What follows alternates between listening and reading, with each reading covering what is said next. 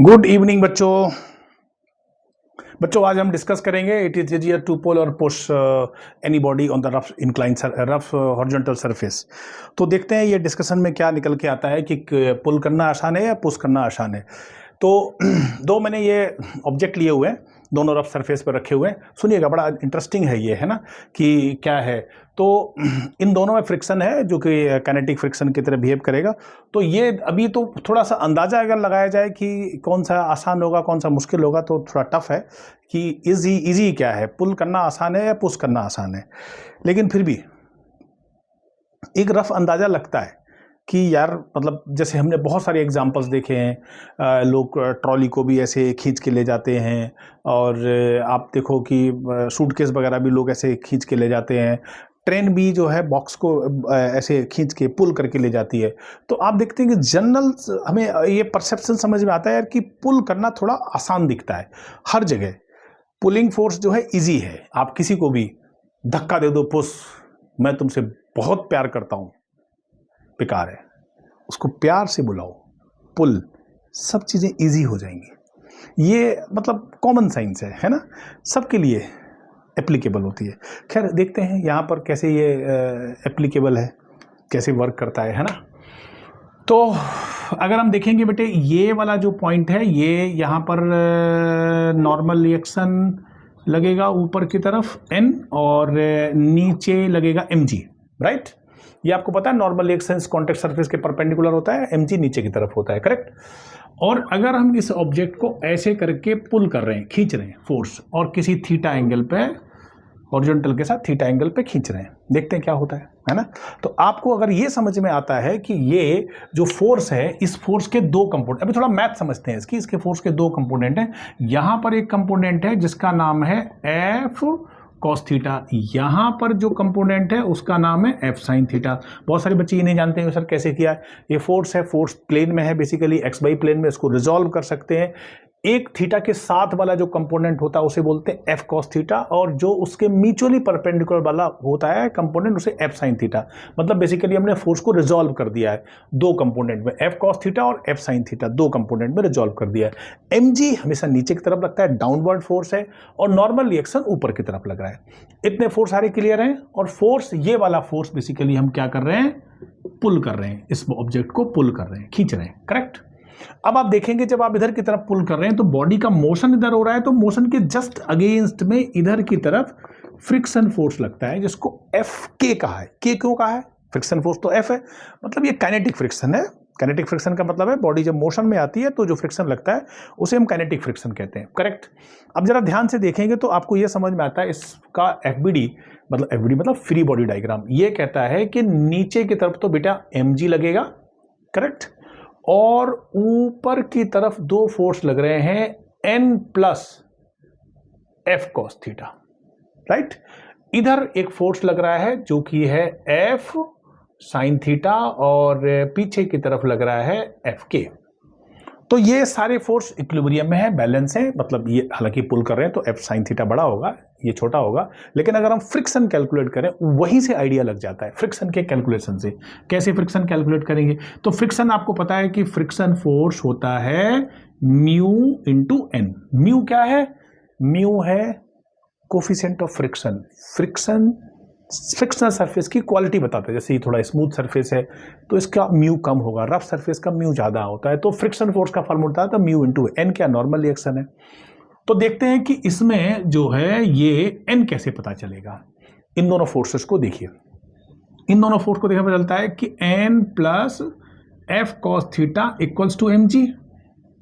बोलिए बोलिए, ये वाले फोर्स जो ऊपर की तरफ लोड लग रहे हैं, ये वाले force equals to M G होंगे। तो एन क्या हो गया बेटे, एम जी माइनस एफ कॉस थीटा हो गया। बोलो, इस इक्वेशन में एम जी की वैल्यू समझ में आई, क्या हो गया, एम जी minus F cos. Normal reaction कम हुआ है, ध्यान दीजिए, यही बात पकड़ में आ जाती है। तो अगर हम इस वाली फ्रिक्शन फोर्स में देखें एफ के में, तो म्यू इंटू एन, एन की वैल्यू डाल देते हैं, तो एम जी माइनस एफ कॉस थीटा। अच्छी बात है, ये जो है अब हमें समझ में आ गया कि फ्रिक्शनल फोर्स है। तो इससे कैसे पता चलता है कि भाई ये पुलिंग इजी है, पुश करना मुश्किल है, कैसे पता चलता है। दूसरे वाले एग्जांपल को देखेंगे तो समझ में आ जाएगा कैसे पता चलता है। देखिए, दूसरे वाले एग्जांपल को देखेंगे तो नीचे mg लगेगा जैसे पहले लगा था, बिल्कुल नॉर्मल रिएक्शन ऊपर जाएगा जैसे पहले था, कोई दिक्कत नहीं है। लेकिन अब आप बॉडी को पुल नहीं कर रहे हैं, पुश कर रहे हैं। तो पुश करने का मतलब है आप ऐसे फोर्स लगा रहे हैं, ऐसे पुश फोर्स लगा रहे हैं, धक्का दे रहे हैं इधर की तरफ। लेकिन आपको पता होना चाहिए जब आप पुश फोर्स लगाते हैं तो ये वाला फोर्स ऐसे, ये। अब आप सोचोगे सर ये क्या चक्कर है, आपने ऐसे क्यों किया हुआ है, यही ठीक था। देखो, जब भी किसी वेक्टर को हम रिजॉल्व करते हैं तो उसकी टेल से पकड़ के रिजॉल्व करते हैं। तो आपने वेक्टर को तो ऐसे लगाया, तो आप टेल से पकड़ के रिजॉल्व करेंगे। तो अब ये वाले वेक्टर को, फोर्स कंपोनेंट को ऐसे ले जाएंगे, फोर्स ऐसे।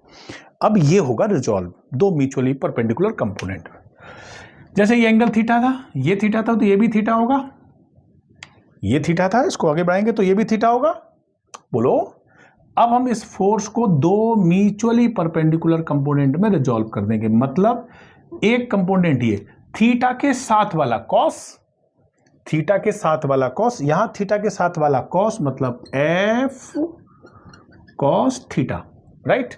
और उसके म्यूचुअली परपेंडिकुलर वाला एफ साइन थीटा, जैसे ये F cos theta, F sine theta, theta के साथ वाला कॉस और म्यूचुअली परपेंडिकुलर। ये हो गया, हमने इस एफ फोर्स को रिजॉल्व कर दिया, करेक्ट। जरा देखिए क्या होता है। अब आपको इसके एफबीडी से समझ में आ जाएगा कि क्या हो रहा है। देखिए बेटे, अगर हम इस वाले का एफबीडी बनाएंगे तो आपको ये समझ में आएगा नीचे क्या लग रहा है, बताओ बेटे।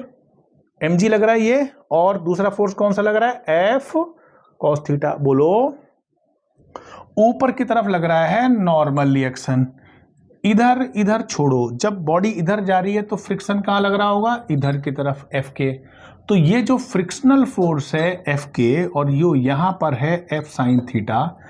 फ्रिक्शनल फोर्स जैसे यहां था वैसे ही फ्रिक्शनल फोर्स नॉर्मल रिएक्शन के प्रोपोर्शनल होता है।